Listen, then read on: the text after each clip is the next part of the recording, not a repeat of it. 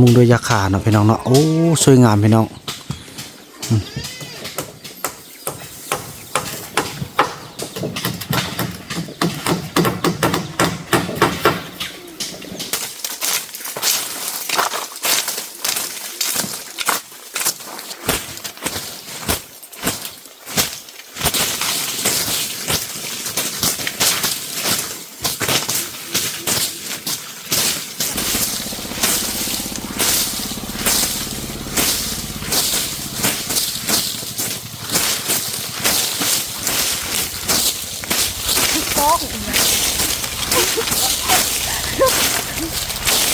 ขอบใจ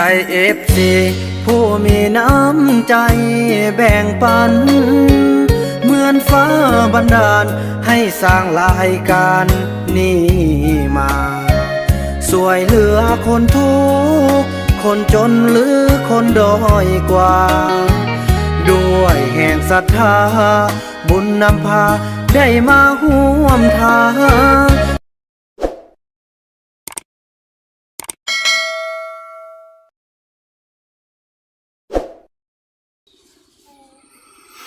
กับสบายดีและสวัสดีพี่น้อง FC ของเบาหนำกันเบิดสู่คู่สู่คนพี่น้องบ่ว่าสิอยู่ภายในหรือว่าอยู่ต่างประเทศกันเนาะ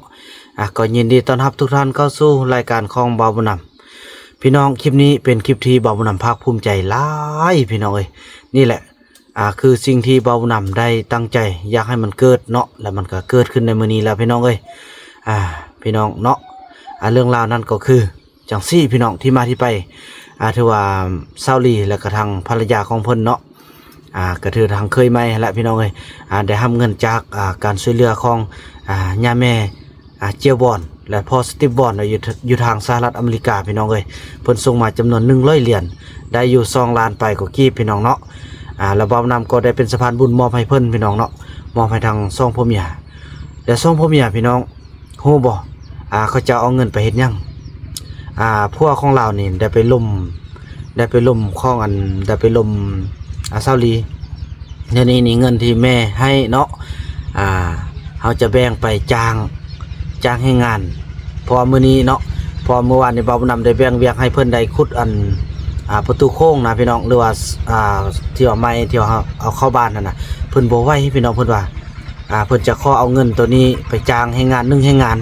จำนวน1คนจำนวน200,000กีบ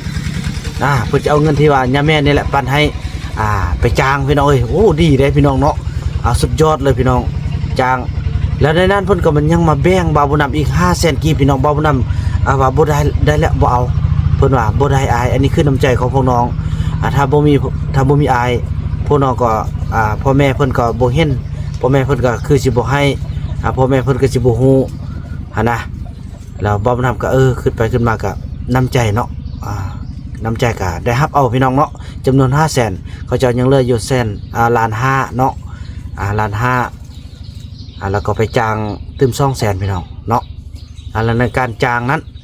บ่าวบุญนำก็ภูมิใจได้พี่น้องแล้วบ่าวบุญนำก็คันเขาจ้างงานนี้คันบ่าวบุญนำก็ได้ทำคันสมมุติว่าบ่แล้วเขาเช็ดนั่นใดคันว่าแล้วไว้เขาเช็ดนั่นใดแล้วเพิ่นก็ว่าเขาไปพาเราไปกวดอันบ่ที่พวกเขาได้ทางไปก่อนนะพี่น้องแล้วไฟแล้วก็จุดให้ในมื้อนี้เลยเพิ่นว่าโอ้สุดยอดพี่น้องเอ้ยฉะนั้นบ่าวนำก็จะได้กำกับเบิ่งเนาะว่าเวียกงานในมื้อนี้ว่าเขาจะเฮ็ดหยังแด้แล้วก็จะติดตามเพิ่นจนฮอดการจุดให้เพิ่นละพี่น้องเนาะเพราะว่าฟ้าอากาศมันก็แดดมาหลายเดือนละแต่ว่าทุกอย่างก็แห้งหมดละแล้วก็แจ้งการของกรมอุตุนิยมก็จะมีพายุเข้าพี่น้องเอ้ยฉะนั้นเราจะใช้โอกาสนี้ใช้ให้งานน้อยที่สุดแต่เกิดผลประโยชน์ที่สุดพี่น้องเนาะนั่นก็คือไปขุดประตูเข้าบ้านประตูเข้าบ้านติดปลายแล้วก็ไปกวดแล้วก็จะจูดให้ของพี่น้องพอตรงเรื่องแล้วเราก็จะเบิ่งหน้าตาของให้และหน้าเฮาจะเป็นหุ่มห้ามได้พี่น้องเนาะภาพบรรยากาศนั้นจะเป็นอย่างไรพวกเราเกี่ยมรับชมไปพร้อมๆกันมาทำสมเนาะถือว่าหลังจากที่พวกเราได้กินข้าวกินน้ำกันแล้วเนาะเคยเพิ่นก็พาทางคนงานที่เพิ่นไป ขุดเป็นที่เรียบร้อยเนาะอันนี้ก็เป็นการที่กำลังจะมุงหลังคาบ้านกันพี่น้องเอ้ยเนาะนี่เป็นมุงด้วยยาคาเนาะพี่น้องเนาะโอ้สวยงามพี่น้อง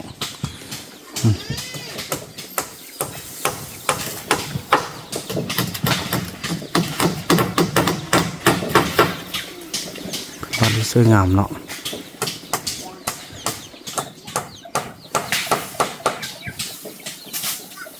ยืนใส่ตอก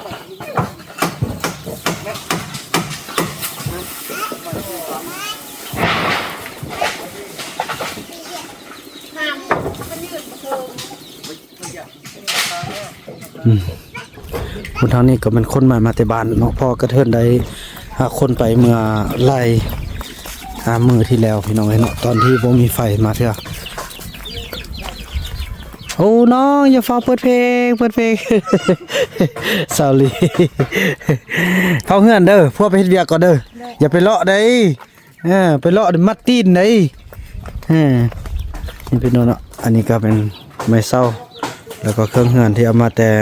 บ้านไปกบมาแต่บ้านหมดแล้วพี่น้องโอ้หมดจะได้เฮือนงามแล้วเนาะพระจันทร์คือเช็ดอยู่โอ้สบายดีอ้ายบ่ได้เห็นกันเมื่อวานนี่เนาะเมื่อวานนี่เนาะกับข้าวป้าเมื่อวานนี่นะไปซอกน้ำจะเด็กน้อยบ่เห็น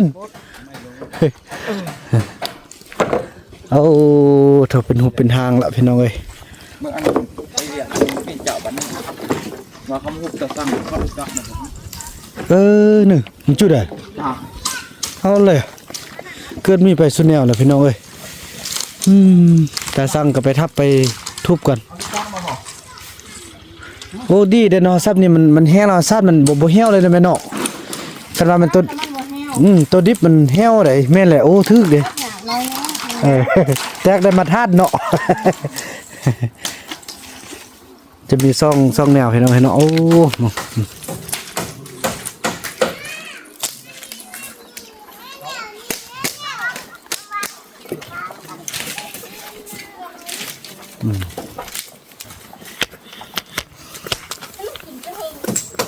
แห้งดีเลย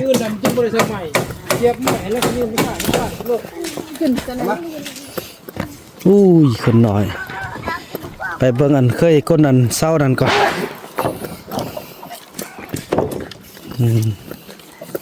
ว่าอย่างเห็นเห็นนึง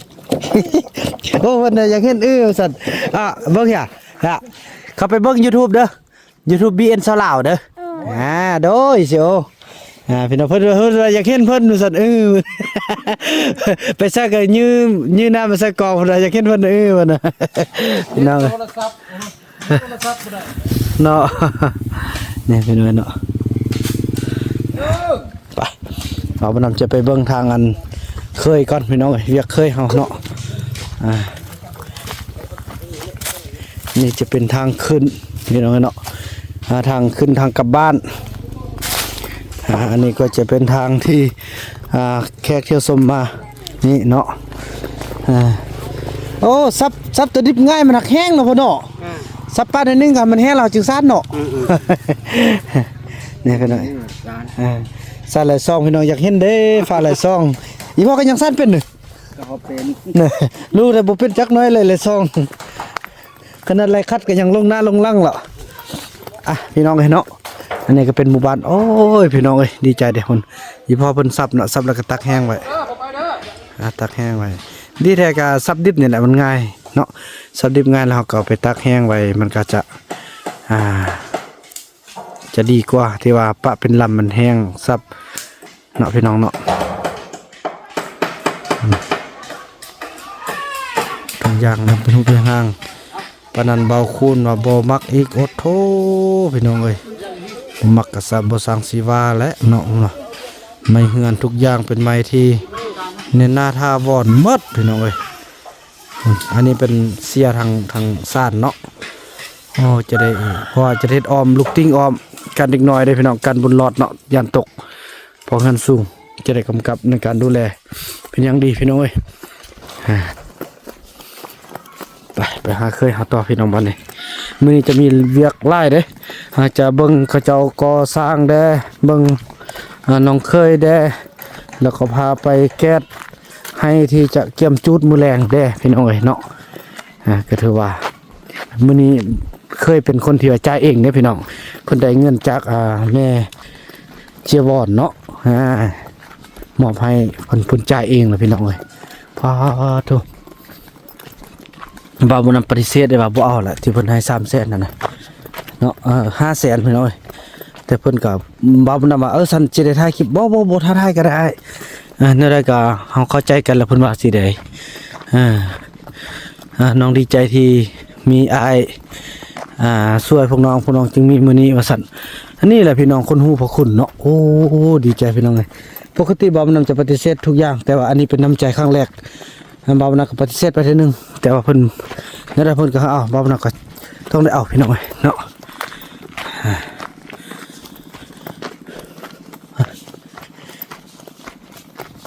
บุกบักมันละ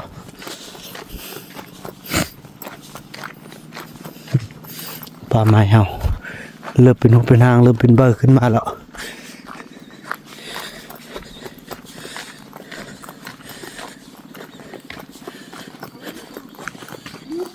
โอ้เปิดเพลงซับโอ้ยหากก็เปิดกับพอดีได้ปิดสำเนาะ มายำได้บ่มาตอนนี้จ้ะว่า พี่น้องเอ้ยอันนี้เป็นประตูโค้งเข้าบ้านเฮา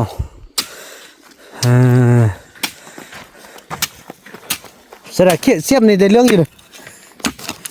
มีเรื่องอยู่ นี่เอ้าเนี่ยไปขุดไปสี่เหลี่ยมเห็ดมนต์โอ้ เฮ็ดแบบนี้โอ้ลูกเมื่อเราเทสบายโอ้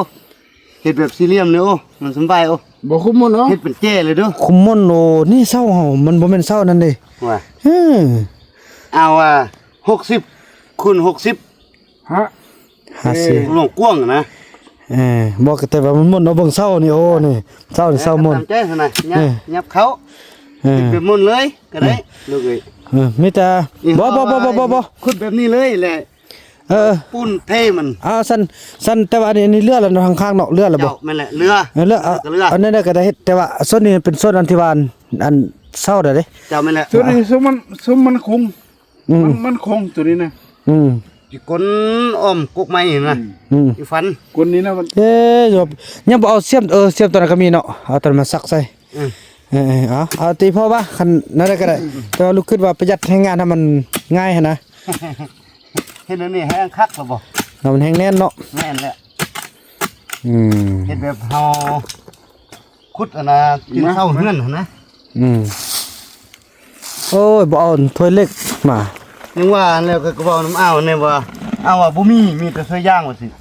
แม่นน่ะยอมรับบ่มีแต่จานเล็กคันจานก็ได้นะ จ้านได้อยู่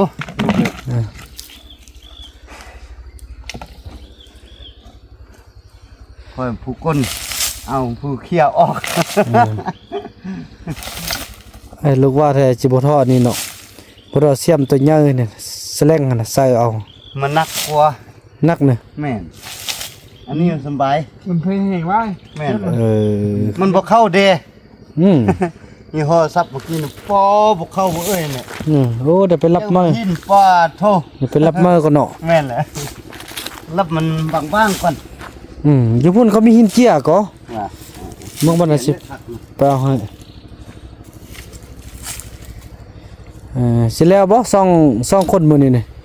จักแหละถ้าเบิ่งตัวจริงก่อน บ่สร้างกำหนดลูกเอ้ย เคยเฮ็ดเมื่อวานได้ซ้ำนี้แหละพี่น้องเอ้ยซ้ำกับไก่เคี่ย ไปแล้วบัดนี้เล็กขุดบ่ได้โอ้ ว่าเนาะเล็กนี่เป็นแสดงอยู่บ่เขาอ่ะโอ้มันกระปูเนาะเบิ่งสิเอาอันเล็กตะไบมาปัดให้เด้อปัดให้แต่ว่าแห้งบ่นำพอดีพี่น้องเอ้ยแต่ว่าเฮาต้องเอาอันพะย่างโอ้ใส่นะคือว่าแล้วพี่น้องเนาะแห้งพอแห้งมันตัวนี้สบายก็เอาตัวนี้ใส่เอาแต่ว่า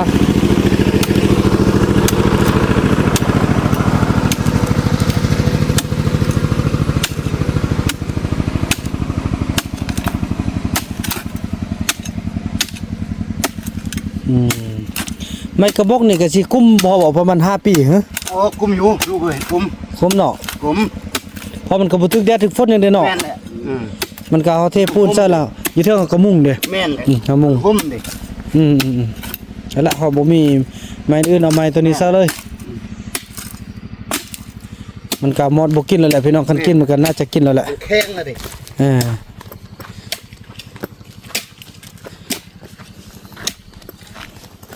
อันนี้ทางกกได้นี่นะใส่กก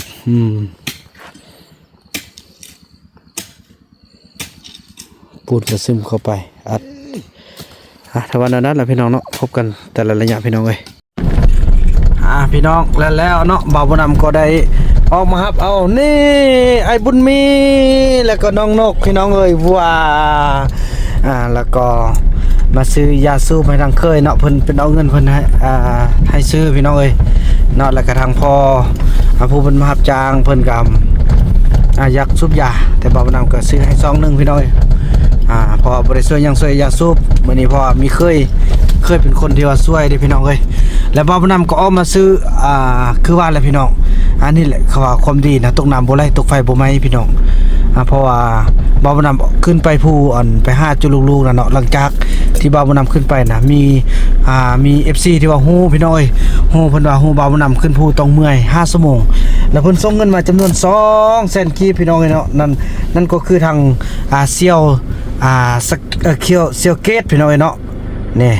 เบิ่งได้ชื่อเพิ่นพี่น้องเนาะนี่เซียว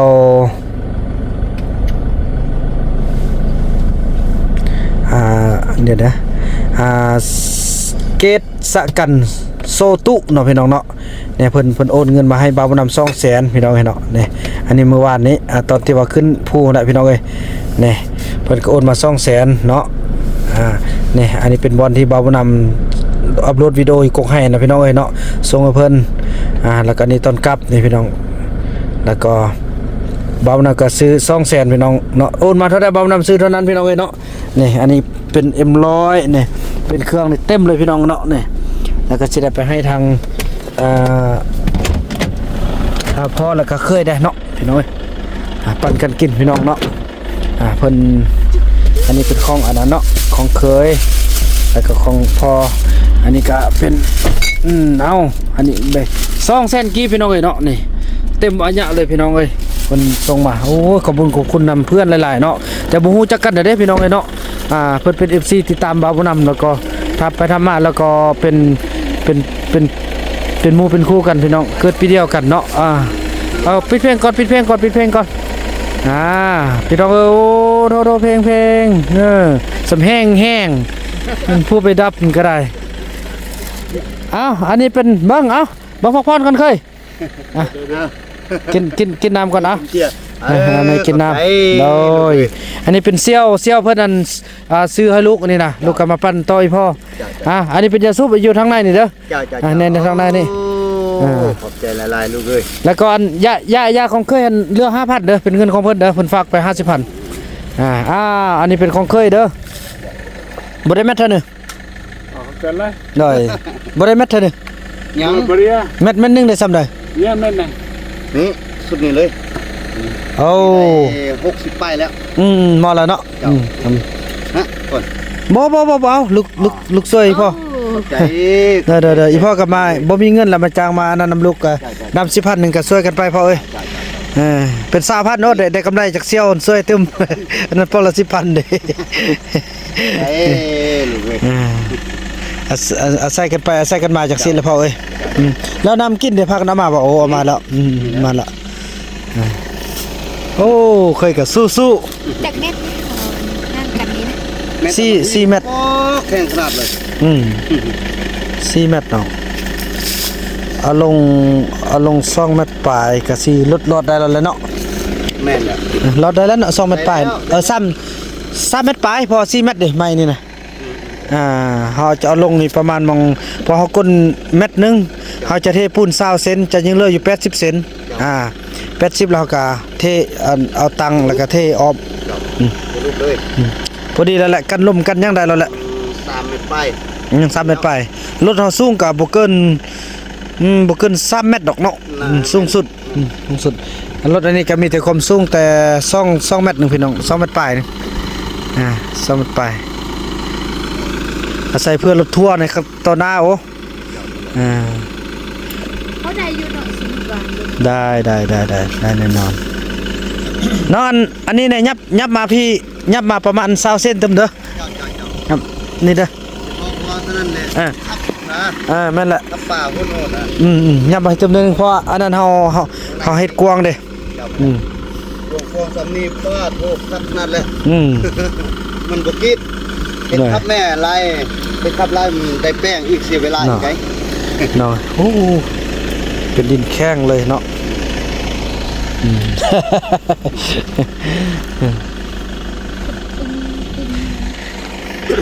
ไปกลับกันมานี่เด้อ เจ้า เนี่ยแล้วก็โทรหากันเนาะ เจ้านัก ไปนั่นเนาะพี่น้องเนาะ นักเป็นนักโบราณนั่นเรื่องที่มันนั่น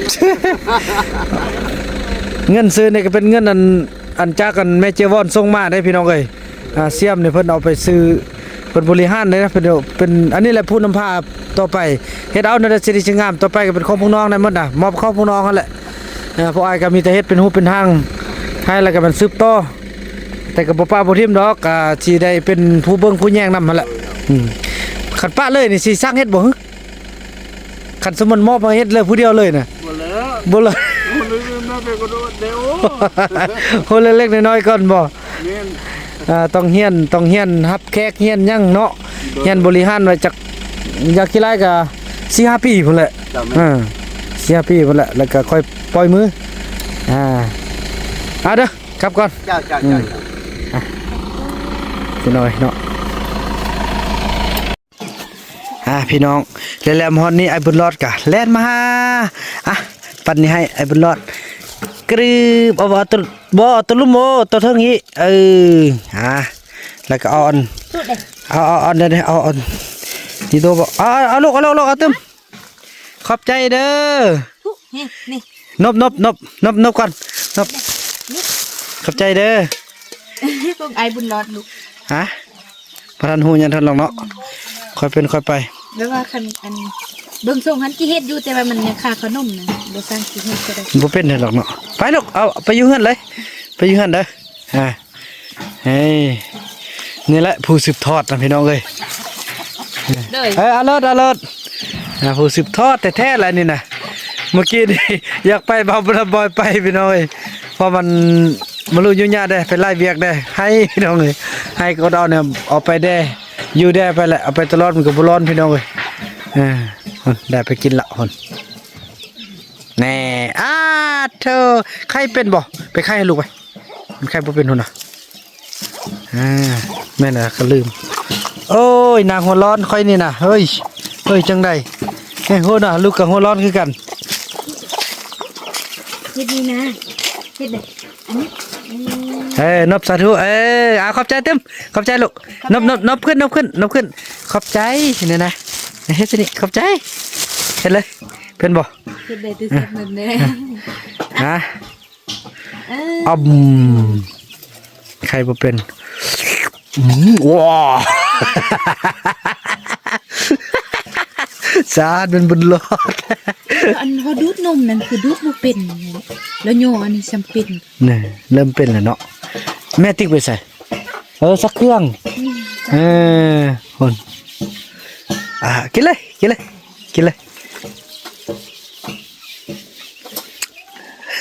ินอัดไว้เด้อ อันนี้ให้แม่มี ทางนี้นึง บำรุง บำรุงร่างกาย กินดู ย่านหมดแล้วเนี่ยกันนอนบ่ต่อไปมอไรเราเป็นวัณโรคเนาะคันนั่นล่ะสิพากันอาบน้ำให้มันแดดดีๆแล้วก็ยาซุบหมดก่อนสิพาเราไปห้องหม้ออันนี้สาวเพิ่นล้างถ้วยสาวติ๊กน่ะเนาะถือว่านั้นแหละพี่น้องเนาะพบกันต่อไปหมดมือกันละพี่น้องมื้อนี้เนาะอัปเดตเวียกงานของพวกเฮาพี่น้องเอ้ยแล้วเนาะกินข้าวกินน้ำแล้วเคยก็ได้ไปเฮ็ดเวียกอยู่ทางพุ่นคือเก่าเนาะส่วนการมุงเฮือนก็แล้วไปหลังที่1ถือว่าเตาไทยแล้วเนาะหลังที่2ก็สำเร็จป้ายพี่น้องเนาะนี่พี่น้องเนาะอันนี้นี่ให้เข้าใจบ่าวบุญนำว่าบ่าวบุญนำบ่ออกเทื่อย้อนมันยังฆ่าไม้หันพี่น้องเอ้ยเนาะพอเขาจะได้เอาออกทางนั้นได้ไม้น่ะเนาะคันว่าตัดนี่คลุบเลยพี่น้องเนาะเพราะมัน มันค้างย้อนต้นนั้นซื่อๆพี่น้องเนาะบัดนั้นค่อยแก้กันพี่น้องเอ้ยค่อยว่ากันเนาะไม่เท่าแพทย์เฮาไปเยี่ยมไปเพราะว่ามื้อนี้สิได้ไปจุดให้ส่วนเฮาอยู่พี่กาลุยกันอยู่พี่เนาะเฮ็ดจังกินน้ำ บ่แม่นนางแก้ไอ้ ล้างจอกไปเอาน้ำไปพร้อมเด้อเนี่ยเอาน้ำไปกินพร้อม ไอ้นำบ่ได้เอาไปแหละ บุดเดียวหนู เดี๋ยวนึง มึงเอาผ้าข้อนี่เด้ออันผ้าตัวนี้ก็เอาไปได้ผ้าน้องเด้ ผ้าน้องเอาไปหุ่น โอ้ฉันบ่เอาตัวนี้ก็ได้ใครก็สิเอาน้ำแล้วส่วนอีติ๊กเด้อส่วนอีติ๊กเด้อไปแก๊สให้พี่น้องมันจะได้ช่วยกันมันไหวมีผ้าบ่บ่มีใส่นอกผ้านี่ไปทำเอาน้ำอีติ๊กเอาไปไว้เพราะว่ายานมันฝนสิตกเนี่ยเนาะคันบ่จุดมื้อนี้ฝนตกมาแล้วพอจุดบ่ได้แล้วได้หื้อหลาย อยู่น้อย เพราะว่าบ่นำเลย บ่ได้ไอ้บ่ได้จุดแดด บ่เป็นหยังแดดไล่มันแห้งๆซำนี้พอดีแหละพอมันบดมา 2-3 มื้อแล้วพี่น้องกรมอุตุนิยมแจ้งว่าฝนจะตกพายุจะเข้าพายุฤดูแล้งพี่น้องเอ้ยเนาะฉะนั้นบ่าวก็จะเตรียมรับมือให้มันทันพี่น้องเอ้ยจังซี่แหละต้องคัดกะเวลาให้มันถูกต้องและแม่นยำที่สุดพี่น้องเนาะไปบอกนางติ๊กเด้เอาบุญรอดไปนำไม่เท่ามีแท้ไปบ่ได้แท้เนาะมันนี่คือบ่มีกินแต่ซุปแล้วมัน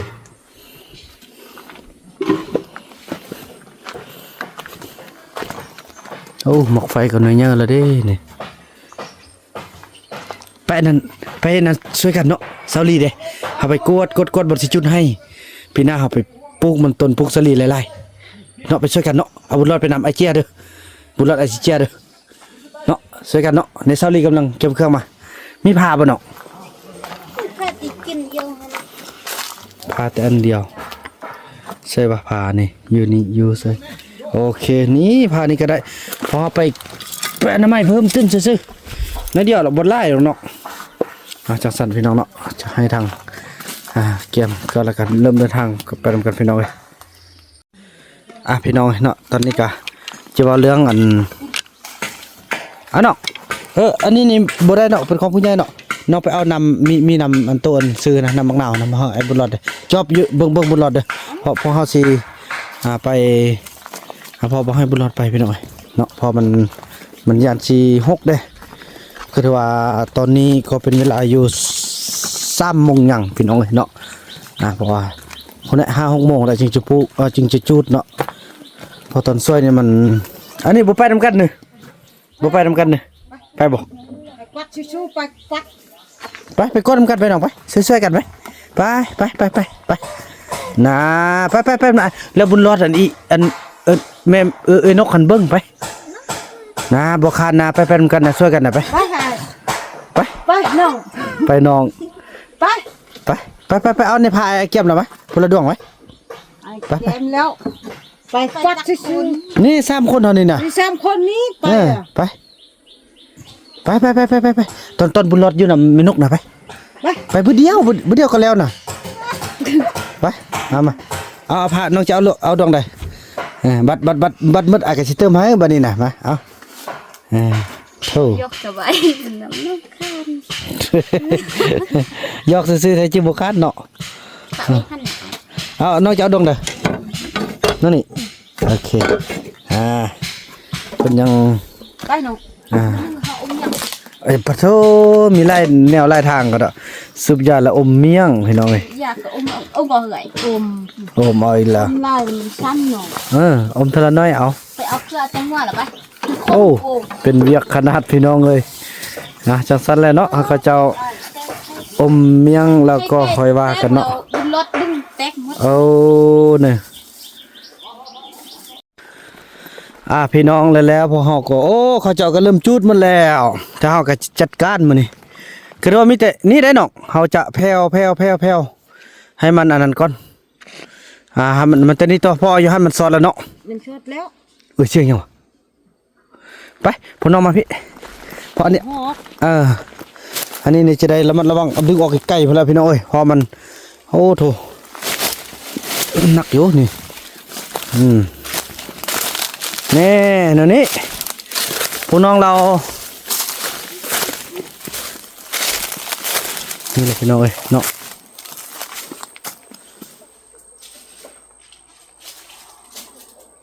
โอ้ได้กวดขนาดแหละเอาใบไม้กวดเอา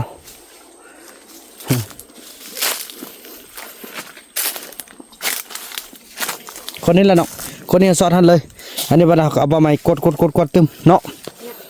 นะเนี่ยเนาะอันนั้นไม้มันกวางไปนี่เลยเด้อก่อนนี้ละไอ้สิไปเอาอยู่พุ่นเด้อเอาพามีเข้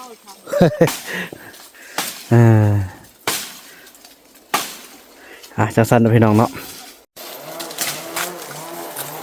เจียงอาจีลัดทางพิธาเด้อเนี่ยอันนี้ฟัดออกมาหมดเด้อแค่นี้เราไปนำจะอันนั้นมาพี่น้องเนาะให้ข้าเจ้าทางซอกไอ้น้องอันนั้นมาพุ่นน้องสุดไล่เคี่ยไปทางเนื้อพี่เอาเคี่ยไปทางเนื้อเด้อเคี่ยไปทางเนื้อบอกว่ามันไฟติดไล่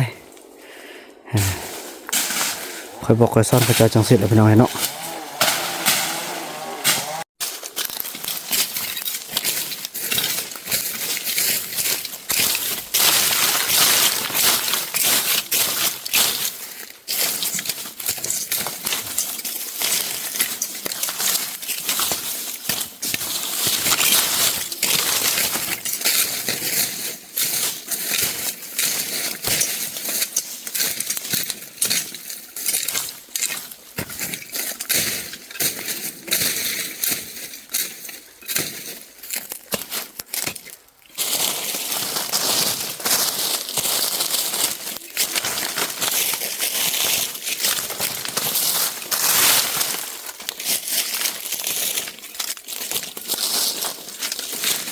นี่น้องขี้ได้บอตอนจุดอันให้ที่นั่นน่ะน้องไปจุดก่อนไอ้น่ะ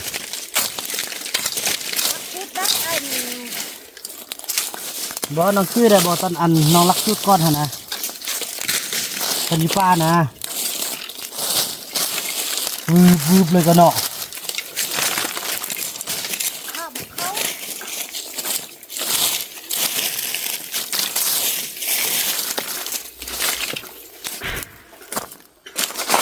คนที่ตรงนี้เดินสนไล่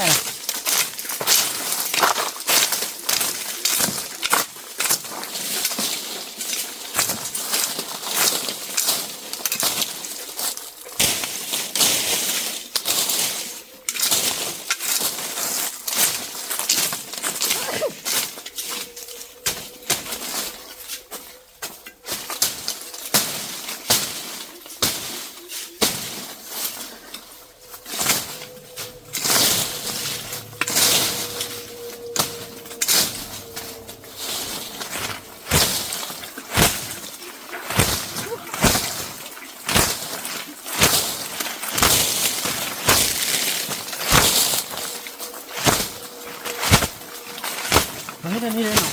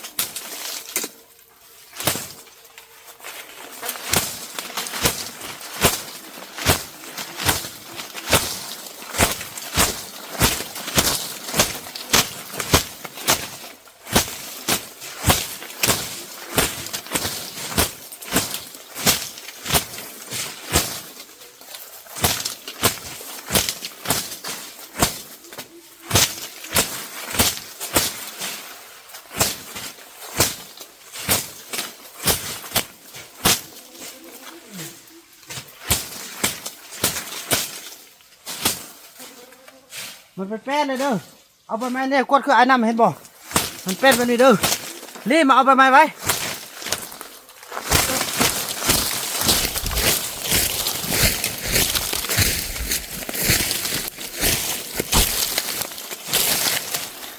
เอาในบักย้ายกับบึ้ง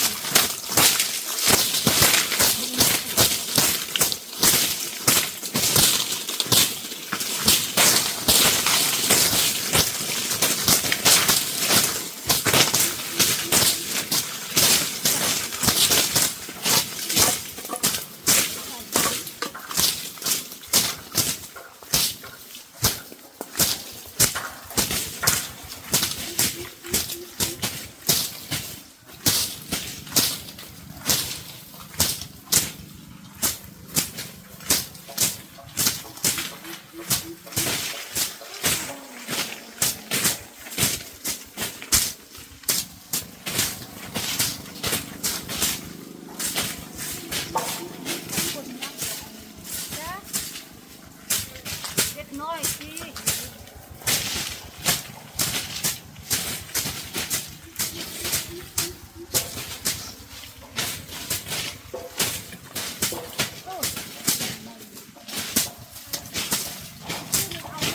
ปัดก้อนหมอก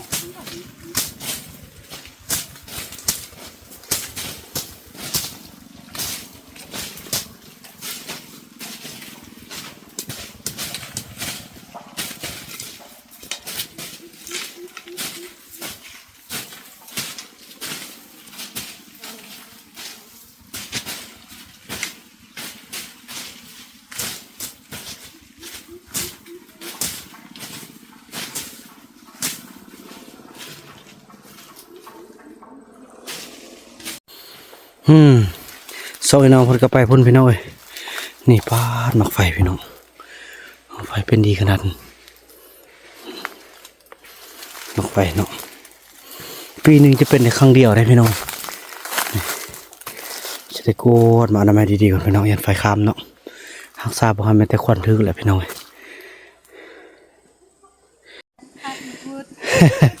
เมื่อไรเอาตัวนี้ปะต่อผู้หมอพี่แล้วพี่น้องเอ้ยส่งให้น้องเพิ่นปาโตนะมาแต่พุ่นเนาะอันนี้ก็สิมันไฟมานี่ก็สิมาสุดสนิทซะแหละ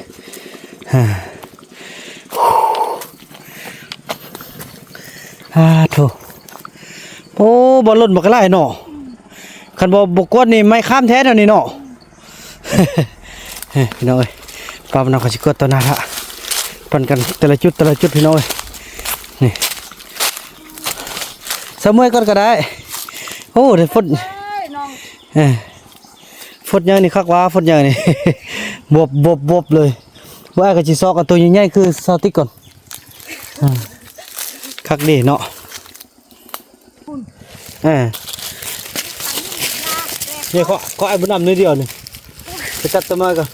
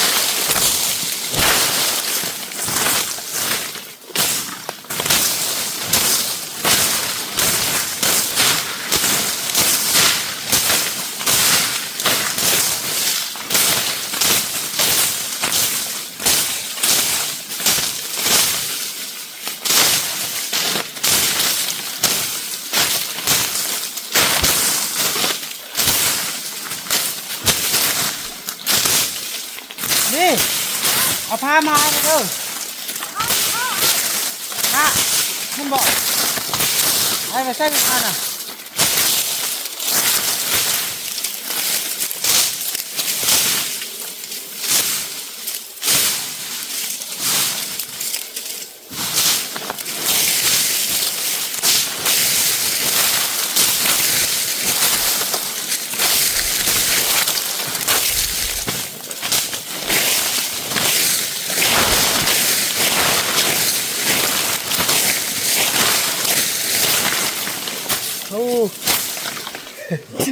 เลยมาต้นหน้าให้เลย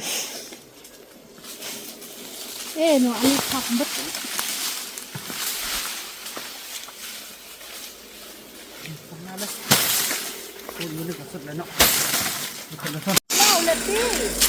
พี่น้องเอ้ยแล้วเนาะกะไก่จะแล้วเนาะแต่ว่า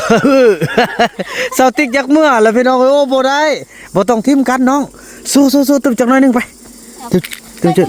ไอ้น้องอยู่ท้ายนี่ โอ้ยแปนกันโอ้เนาะบ่ได้บ่ต้องทิ่มกันน้องเอ้ย อยู่นี่ไอ้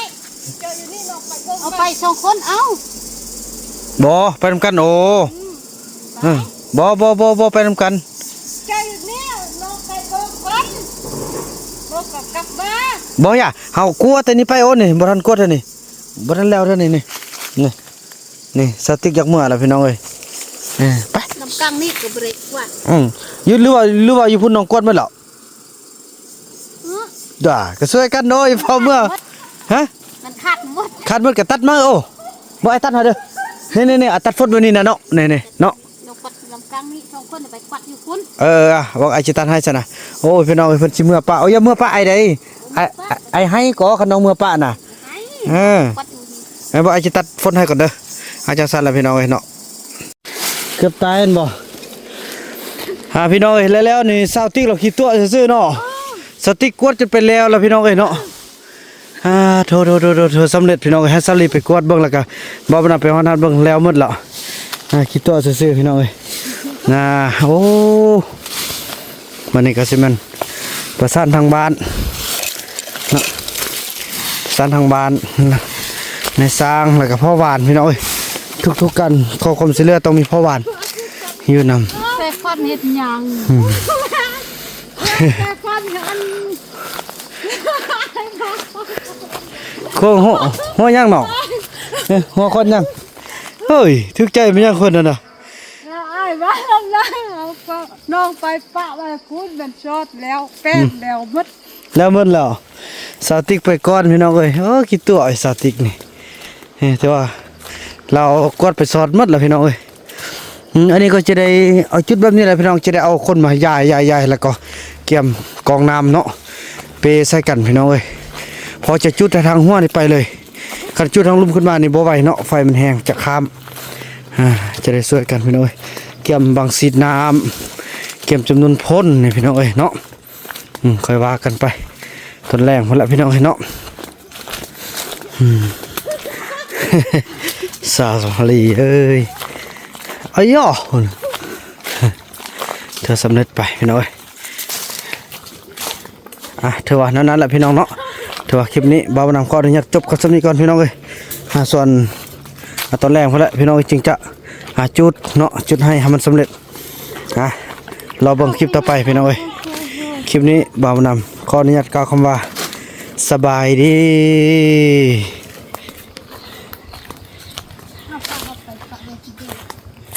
แม่น้องฟันนี่กกเนี่ยไอ้เห็นนะ